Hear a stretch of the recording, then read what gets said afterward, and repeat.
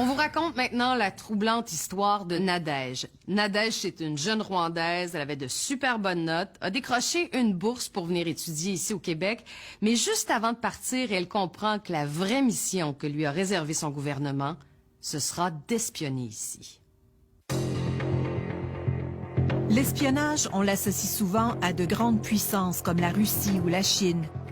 Pas un pays comme le Rwanda. 25 ans après un génocide qui a fait 800 000 morts, ce pays est cité comme un modèle de résilience et de développement. Et son leader, Paul Kagame, comme le visionnaire responsable de cette réussite. Les Rwandaises et Rwandais ont reconstruit et développé leur pays de manière remarquable.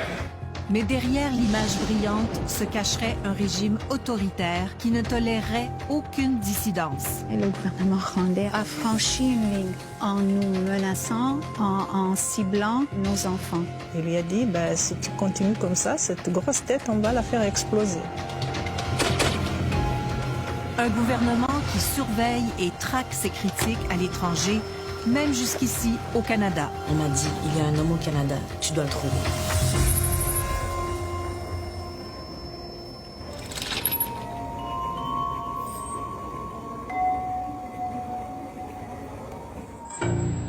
Bureau de l'Agence canadienne des services frontaliers à Montréal. Un agent interroge une Rwandaise qui veut obtenir l'asile politique au Canada. Ce qui suit est une reconstitution des faits à partir des transcriptions de cette audience. Je suis ici en tant qu'agent d'exécution de la loi pour l'unité, sécurité et crimes de guerre. C'est une demande d'asile particulière. La Rwandaise, que nous appellerons Nadège, affirme être une espionne.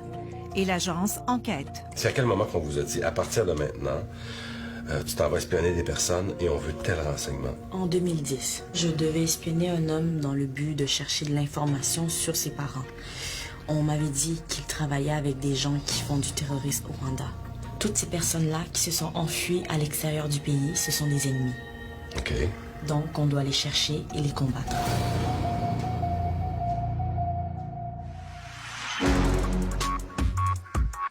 Le dossier de Nadège a piqué notre curiosité.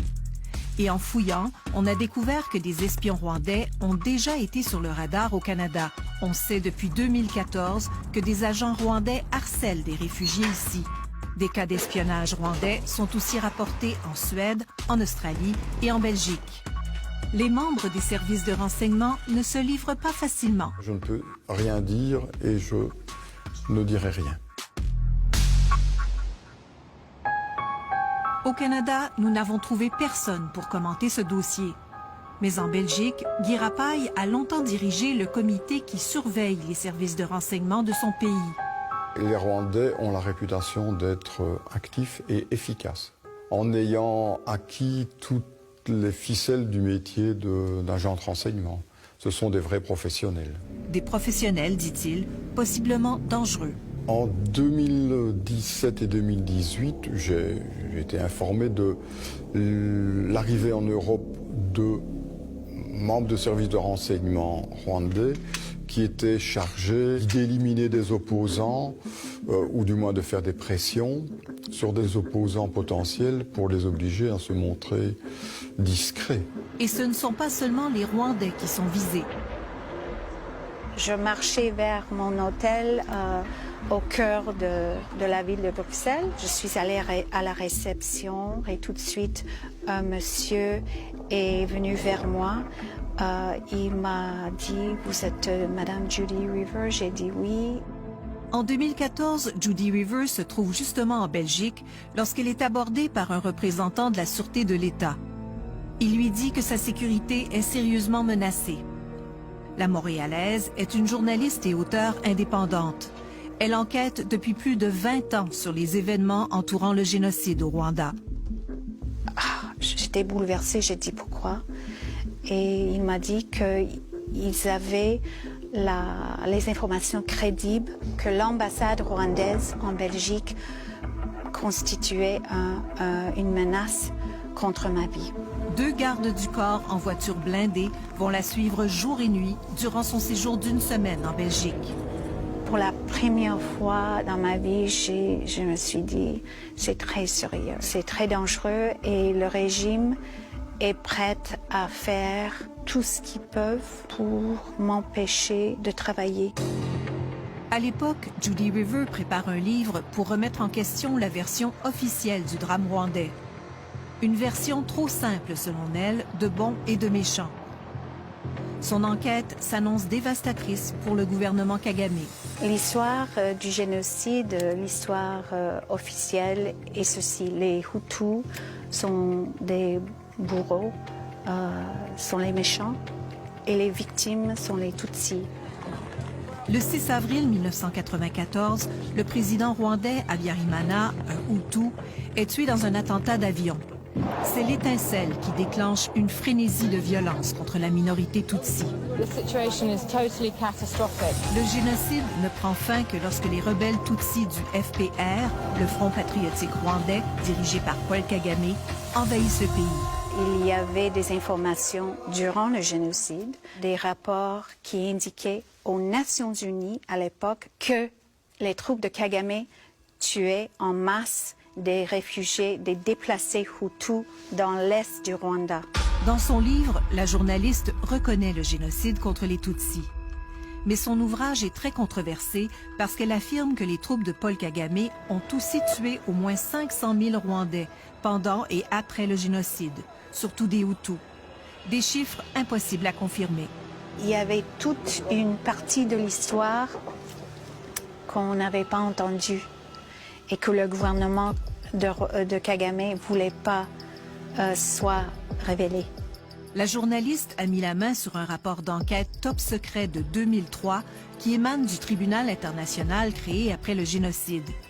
Le document énumère une liste de tueries commises en 1994 par les troupes de Paul Kagame, perpétrées même sur des femmes et des enfants.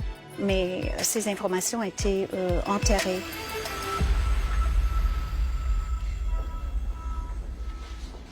Nadège, la jeune espionne rwandaise, a accepté de nous accorder une entrevue pour nous raconter son histoire.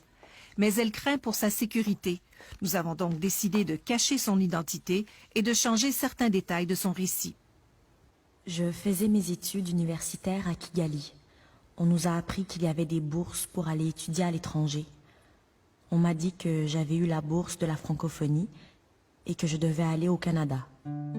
Nadège dit qu'elle croyait que la bourse était une récompense pour son excellence scolaire et pour son travail de cadre au sein du FPR, le parti de Paul Kagame. J'ai donc commencé à faire les formations. Tout se passait bien jusqu'à la dernière rencontre qu'on a eue, qui était au camp militaire de Gako. C'est là que j'ai appris que je devais faire ce travail d'espionner quelqu'un. Elle affirme que des militaires donnaient cette formation à laquelle assistaient une trentaine de personnes. La formation consistait justement à comment trouver des informations, comment approcher les gens, comment se comporter, quelles sont les armes à avoir.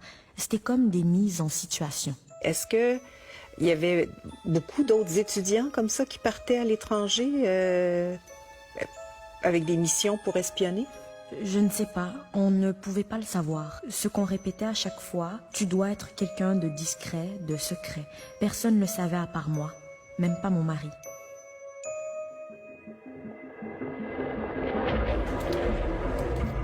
On a commencé à changer la routine parce qu'on avait peur d'être suivis. Et surtout, c'était angoissant pour mes enfants parce qu'il fallait les surveiller tout le temps. Avant la publication de son livre Choc, Judy River affirme qu'elle avait souvent été suivie. Mais un incident à Montréal en 2013 l'a particulièrement ébranlée. Je suis sortie avec ma famille pour un souper après un concert. Mais le lendemain, j'ai vu qu'il y avait un message sur le répondeur. J'entendais la voix d'une femme africaine. Le message est étrange, mais il contient des codes menaçants pour Judy. Elle faisait la simulation des explosions et des tirs. Et j'étais effrayée. Et elle a mentionné le nom de ma fille, qui avait 6 ans à l'époque. Alors j'avais très peur. Et j'ai donné cet enregistrement à la police. Et mon mari a dit que les Rwandais, le gouvernement rwandais a franchi une ligne en nous menaçant, en ciblant nos enfants. De retour au bureau de l'Agence des services frontaliers à Montréal. Donc vous, comment vous avez fait votre travail? Nadège est interrogée sur les moyens qu'elle prenait pour remplir sa mission d'espionnage. Moi, arrivée ici, j'allais dans les réunions de la communauté rwandaise, dans les fêtes. Combien de fêtes diriez-vous? 5-6. 5-6 fêtes, OK. Et donc c'est lors de ces fêtes-là que vous posiez des questions pour trouver les parents? Oui. À l'agent des services frontaliers, elle raconte avoir suivi le jeune homme et même réussi à lui parler au cours d'une des fêtes rwandaises. Mais sans grand succès, il se méfie. Pourquoi il se méfie autant? Parce qu'ils se disent que ce sont des espions, que ces gens qui arrivent ici, ils sont envoyés par le gouvernement rwandais qui leur veut du mal. Est-ce que vous aviez des contacts avec quelqu'un au Canada sur votre mission? Oui, j'étais en contact avec un représentant du Haut-Commissariat à Ottawa, parce que c'est lui qui était chargé de recueillir les informations. Vous alliez le voir à Ottawa ou? Non, c'est lui qui venait me voir. Finalement, Nadège réussit à découvrir dans quel pays se trouve le couple recherché par le gouvernement rwandais. Mais elle assure qu'elle n'a jamais transmis l'information aux représentants du Haut-Commissariat. Elle a eu vent d'une tentative d'assassinat contre un opposant à l'étranger et le doute s'installe. C'est là où j'ai pris conscience que c'est pour ça. C'est pour les tuer qu'on cherche les gens qui sont à l'extérieur du Rwanda. Et j'ai commencé à me demander, mais qu'est-ce que je fais? Si je continue, ils vont être tués à cause de moi. Dans un instant, des opposants traqués et tués à l'étranger.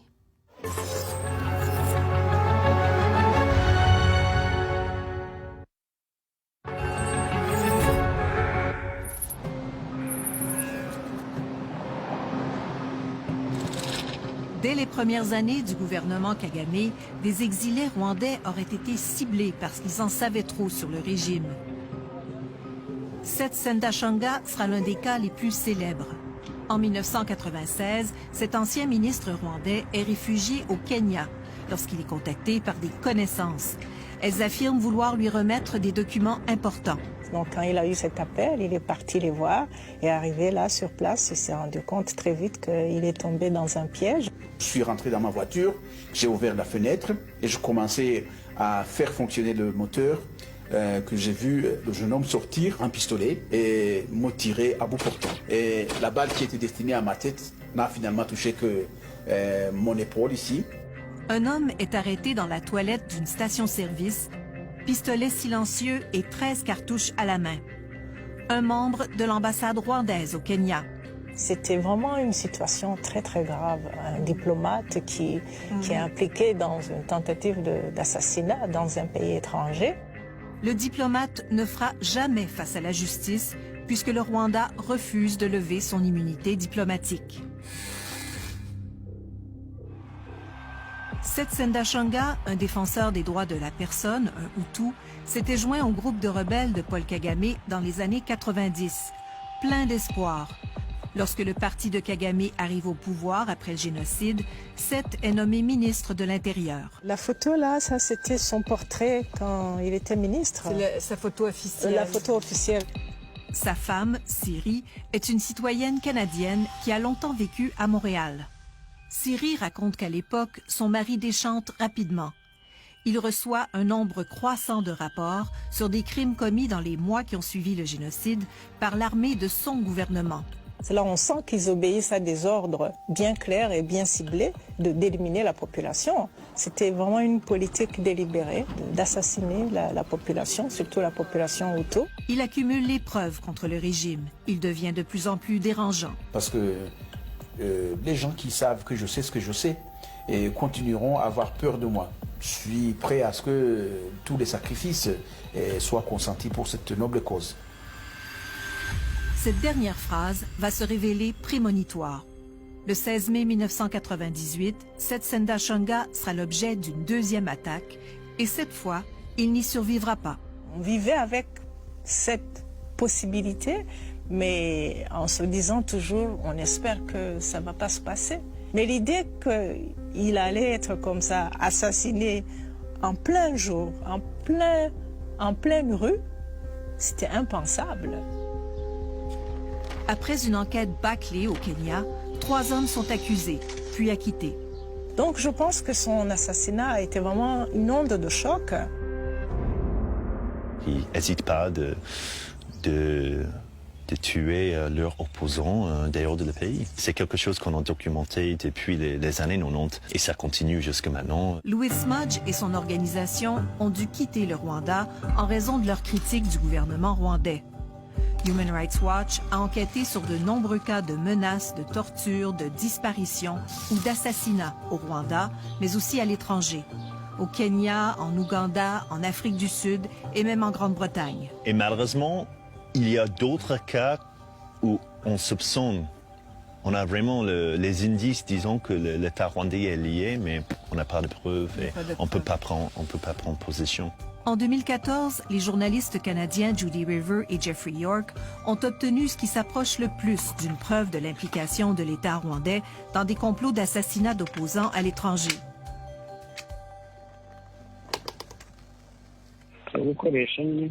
Il s'agit simplement de te procurer les armes et de faire le travail. Nous sommes en 2011. Il s'agit d'une conversation entre 2 militaires. Le directeur du renseignement de l'époque tente de convaincre un ancien officier d'éliminer 2 opposants réfugiés en Afrique du Sud. L'officier fait semblant de collaborer et enregistre en secret les conversations. La méthode n'a pas vraiment d'importance. Ce qui importe, c'est de compléter le travail. Ils sont clairement des terroristes. Le Rwanda était prêt à payer $1 million pour tuer les cibles. Ils discutent comment approcher, comment embaucher les gardes-corps de ces messieurs, infiltrer le milieu et comment trouver des armes et les munitions. Mais ce que je te dis, ceux qui ont fait ça ont été bien traités financièrement. 2 ans plus tard, l'une des 2 cibles est retrouvée étranglée dans sa chambre d'hôtel de Johannesburg. L'ancien officier donne les enregistrements aux journalistes.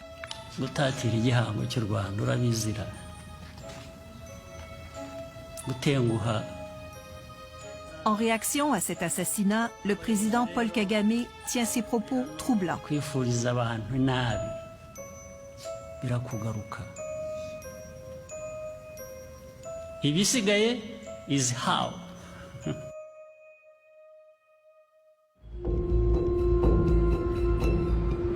Au Québec, Nadège est ébranlée par ces attaques contre des opposants. Elle est maintenant convaincue, dit-elle, qu'elle ne doit pas compléter sa mission. C'est là que j'ai commencé à avoir des regrets, je veux dire.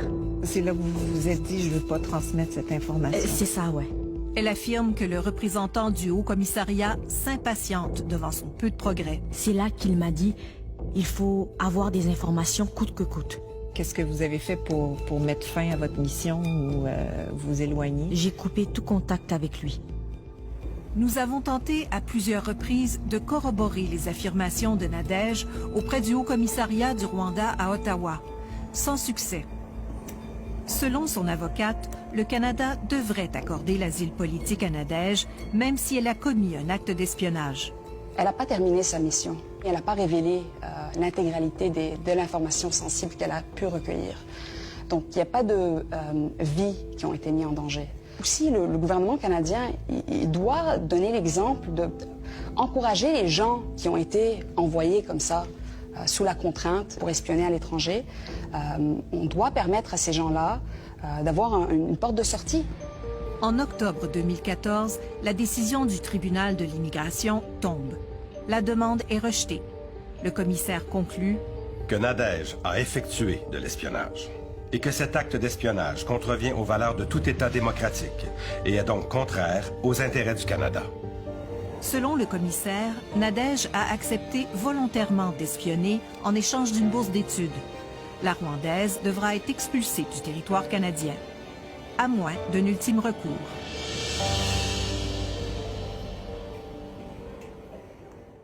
Le pire dans tout ça, c'est que le Canada le sait. Mais qu'est-ce qu'on fait exactement? La suite de notre enquête après la pause.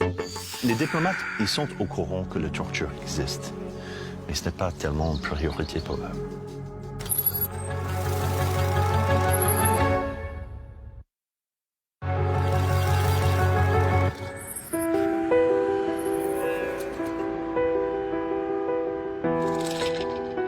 Bilboquet, la glace à la mangue, c'était ma favorite. Tout Montréal venait chercher la glace ici. 20 ans plus tard, Siri Nikuzi Sendashonga cherche toujours les assassins de son mari. Pour moi, c'est absolument important qu'on identifie comment, pourquoi et par qui il a été tué. Et je pense que pour moi, pour mes enfants, pour ma famille et même pour la société rwandaise de manière générale, un crime, il faut qu'on identifie les auteurs et que justice soit faite. En fait, qui pensez-vous l'a tué? Vous êtes persuadé que c'est le gouvernement? Ben oui, mais surtout maintenant, il n'y a plus de doute. Depuis quelques semaines, Kagame lui-même l'a révélé à la face du monde entier. Do you remember somebody called Seti Sendashonga? En mars dernier, Paul Kagame est soudainement revenu sur le meurtre du mari de Siri. Il a fait une déclaration surprenante. The government of Rwanda thought that Seti Sendashonga had crossed the line, and that's how he came to die. I have very little to say about that, but I'm also not apologetic about it. Pour Siri, c'est un aveu. Pour nous, les Rwandais, qui savons plus ou moins comment la façon de s'exprimer de Kagame, il n'y a pas l'ombre d'un doute qu'en fait, il est en train de dire, voilà, c'est moi l'auteur ou c'est moi qui ai donné les ordres et je ne regrette pas la mort de Seti Sendashonga. Le président Kagame nie qu'il s'agisse d'une reconnaissance de sa culpabilité. Mais Siri y voit un message clair. C'est une façon donc de continuer à semer la terreur dans l'opposition qui est là à l'extérieur du pays et les autres leaders du Rwanda, de dire faites attention, s'il faut tuer, je ne vais pas hésiter, quoi.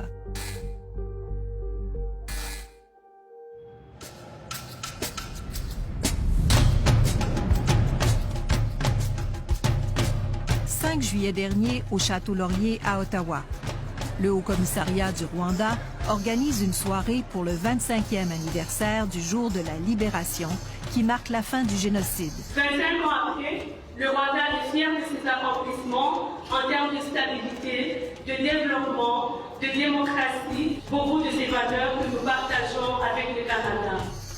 Le représentant du gouvernement canadien n'a que de bons mots aussi sur l'évolution du pays depuis 25 ans. J'ai pu constater avec mes propres yeux tout le travail que les Rwandais ont fait ensemble pour bâtir un meilleur pays.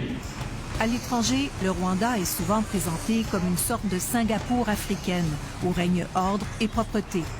On souligne ses progrès en matière d'écologie et d'égalité entre hommes et femmes.